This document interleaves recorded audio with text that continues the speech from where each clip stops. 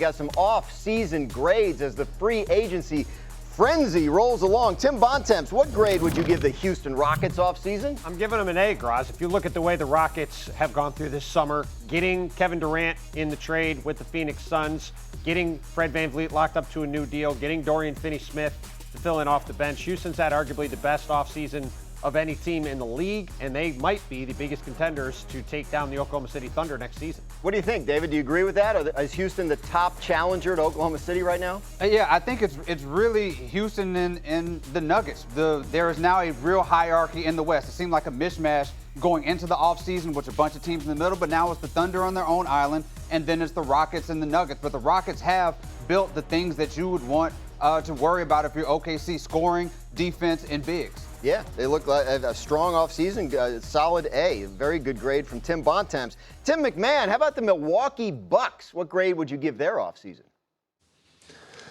Howdy, Dan. I would give the Bucks a D, and I'm familiar with those Ds. I got a bunch of them during my extended college tenure. And look, I've got empathy for the Bucks here because this was like getting a term paper with a question that had no right answers. How do you instantly construct a championship caliber supporting cast around Giannis when, oh, by the way, the Supermax superstar you brought in is out for the next season? And I'll give him credit for creativity. Did not see the wave and stretch coming of Damian Lillard to bring in a modest upgrade of Brook Lopez and Miles Turner, but a championship contender it does not make. Bontemps, did Milwaukee do anything this offseason to make you feel like they're closer to contending? No, I mean, the start of last season, they had Damian Lillard and Giannis Antetokounmpo, and now they have Miles Turner and Giannis Antetokounmpo. That is not an equitable trade. And look, while Miles Turner is, as MacMahon said, a nice upgrade on Brook Lopez, a younger, better version of him, they still have not replaced the $54 million hole they have at point guard. There's a reason why the Bucks right now, I believe, are the 8th favorite to win the Eastern Conference, which is very clearly seen as the junior varsity conference in the NBA at the moment. So I understand why the Bucks did what they did. They're obviously trying everything they can to keep Giannis Antetokounmpo on their team, but it is very hard to make a credible argument this team has anything close to a real threat to be a championship level team. All right, one more grade, the Lakers. David, what grade do you give their offseason? We're going to give the Lakers a C+. Okay, on the bright side, LeBron is back, asterisk, probably, maybe, kind of, for them, which is a huge deal. And then also they upgraded at the center position. We say what we want to say about DeAndre Ayton, which I have, and there's concerns about him, but he's better than Jackson Hayes, and at least they have somebody in that position. Now, why is it a C+? They still have to shore up that bench. They still have to get some depth. They still need maybe probably one more big for them to feel like there's actual upgrade to this team. There's also this weird LeBron situation that we've been talking about all week because he opted into his contract, and then his agent put out a statement indicating that maybe he wasn't really all in. So that's obviously been a big topic around the league. And yesterday, our Dave MacMahon had something very interesting to say about LeBron's future. Dallas, I'm told that they would only be interested in LeBron in a buyout situation. So, and again, we just because there is a deal to be made there. Right. If they wanted to make a deal, there's a deal. Yeah, there's a deal to be made there, but I don't believe that's happening. MacMahon, what's your reaction to what Dave had to say there? I mean, it completely makes sense. Is there a deal to be made, a trade from the Mavericks to get LeBron? You could punch it up in the trade machine. All the Mavericks have to do is completely gut their rotation, give up guys like Daniel Gafford and P.J. Washington, maybe a Najee Marshall, Max Christie, whatever. You're giving up 3 or 4 rotation players for potentially a ring-chasing retirement tour. That doesn't make sense for Dallas. It doesn't make sense for LeBron because he has a no-trade clause. Hold on, I want to play with those guys, not have them go to L.A. So there is kind of curiosity around the league, like, could this end with LeBron bullying his way to a buyout? Now, why would the Lakers do that? That's a great question. I don't have a good answer for that one. But yeah, that is the only path I could see for LeBron James to come join Kyrie, Anthony Davis, a couple of his former championship teammates in Dallas. How do you make any sense of all this? You don't.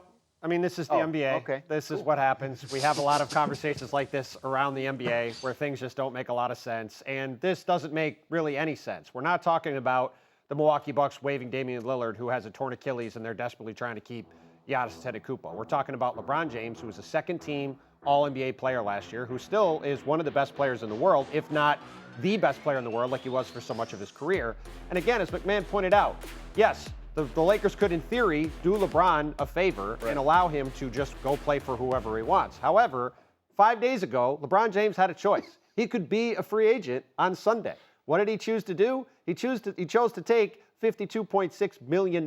By the way, if I had a choice between $0 and $52.6 million, I too would take $52.6 million. So I understand why LeBron James opted into his contract. However, by opting into his contract, the Lakers now have one of the 10 to 15 best players on the planet under contract for the 2025-26 season, when, by the way, they have Luka Doncic, one of the 5 best players on the planet, under contract and on their team. So you would think the Lakers would love to have 2 of the best players on the planet playing together on their team next season, which last season when they were together, they won 50 games and were a top 4 seed in the Western Conference. So I would say that's how this is still going to end. But until, as you have said, Dan, repeatedly this week, we get something from LeBron or the Lakers saying LeBron James is going to be a Laker next season, we're going to continue to have this kind of discussion. It's just kind of hanging out there, right? And we can talk all about how it's not realistic and all that kind of, but I mean, I want to ask about the Luka end of it, right? We're talking about this is a team that has to build around Luka for the future, regardless of what happens with LeBron, how much longer he wants to play, all that kind of stuff. So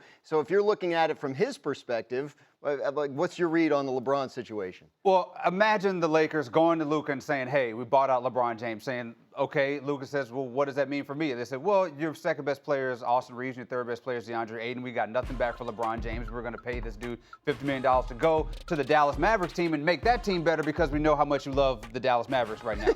There is absolutely no sell for this, especially when you're thinking about the fact that Luka Doncic has to be, he's got to come back to his Lakers team after a year. They have to convince this dude to stay, and saying that we're paying for LeBron James to go somewhere else to make LeBron James happy. We have talked a ton about this decision LeBron James made on Sunday. Yeah. The biggest decision of the Laker offseason was not whether LeBron James opted in or out of his contract on Sunday. It's whether or not Luka Doncic decides to extend his contract or not on August 2nd when he is eligible to do so.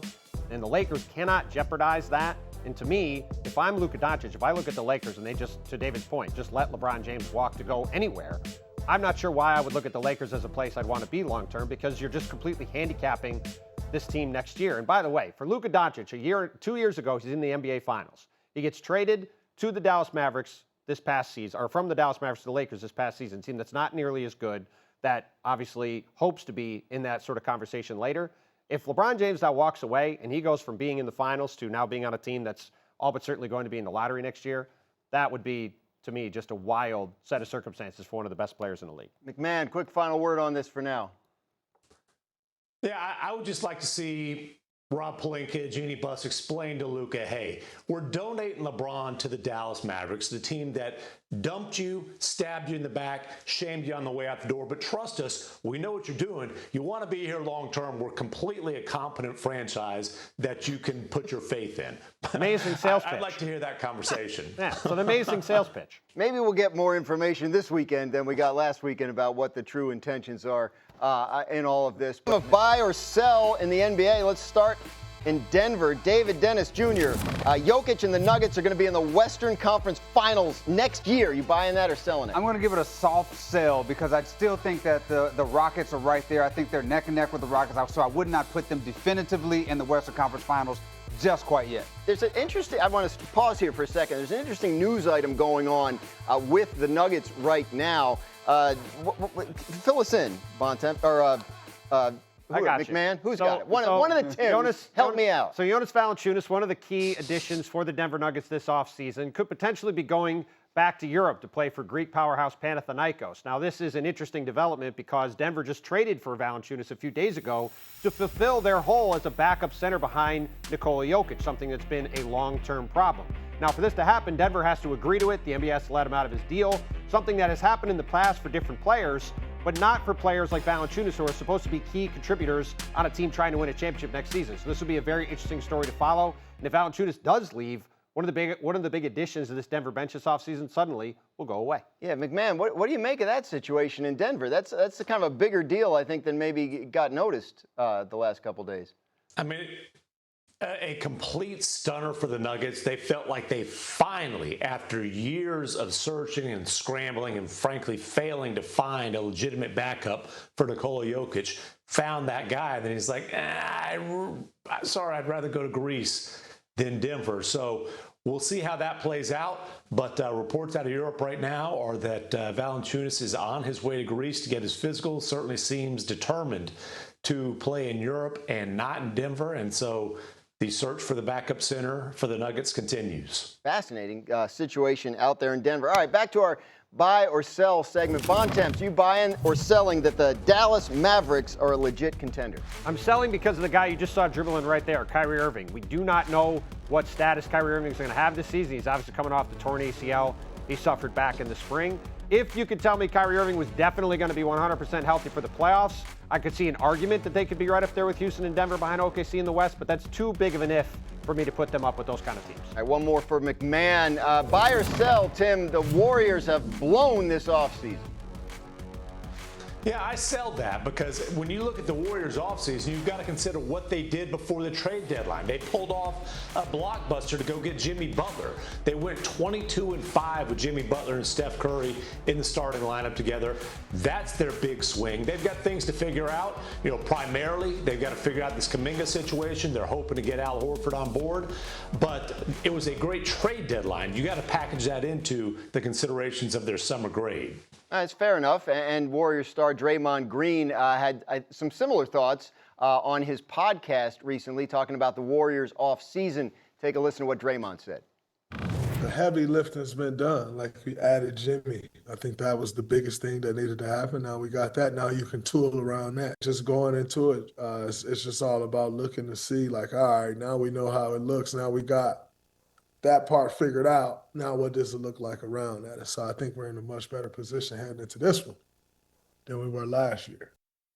So what do they need to be focused on right now? Well, they need to be focused on Jonathan Kuminga, who's probably the most interesting free agent left on the board. A very talented wing, a guy who in the second round when Steph Curry was hurt against the Minnesota Timberwolves had some huge games and showed what people around the league, some at least, have thought for a while, which is he's a guy who could be an impact player on the wing, the kind of player that, frankly, every team is looking to have. But he's also had long stretches of inconsistent play with the Warriors, which is why he's been in and out of the doghouse in Steve Kerr's rotation, and is why we're sitting here a few days into free agency without any clear indication of a home for Jonathan Kuminga. And it's always difficult to be a restricted free agent in the NBA. It's by definition a restricted market. But this year, with no salary cap space around the league, it's even more difficult than normal. And for a guy like Kuminga, who has been a very polarizing player, trying to find a home for him that makes sense, whether it's with the Warriors or somewhere else, at a number he wants, is not going to be an easy task.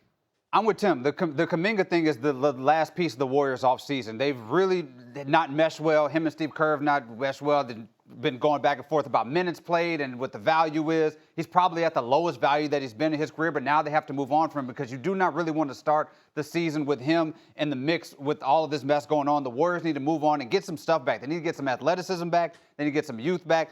Sneaky move was they lost Kevon Looney, which has been a big part of their dynasty and all this stuff. They need to replace that. Al Horford should help.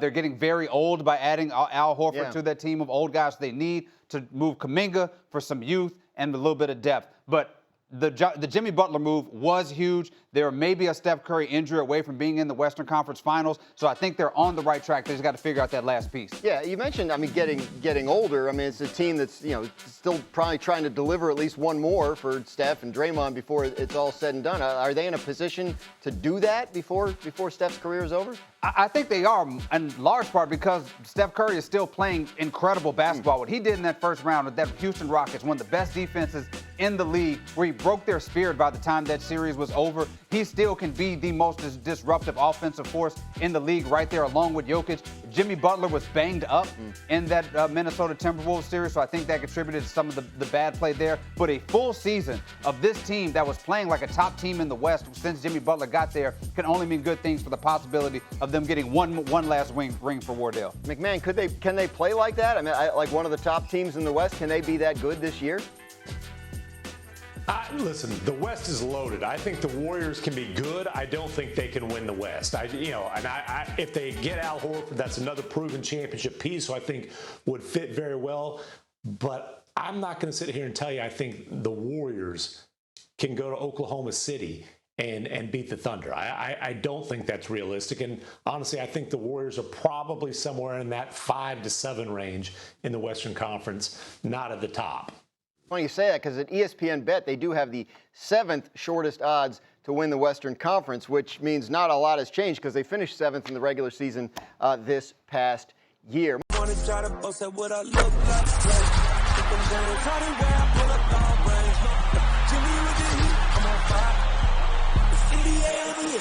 fire.